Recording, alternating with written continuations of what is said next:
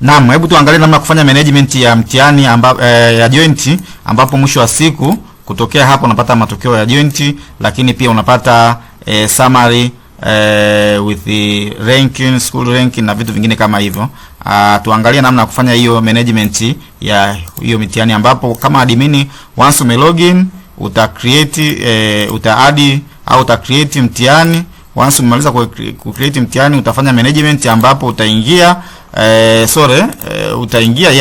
utaingia utapakua template ya namna hii, then utakuja kwenye mfumo utaanza kupakia student. Once done utakuja kwenye template ile utapakia result. Once done, matokeo yako tayari.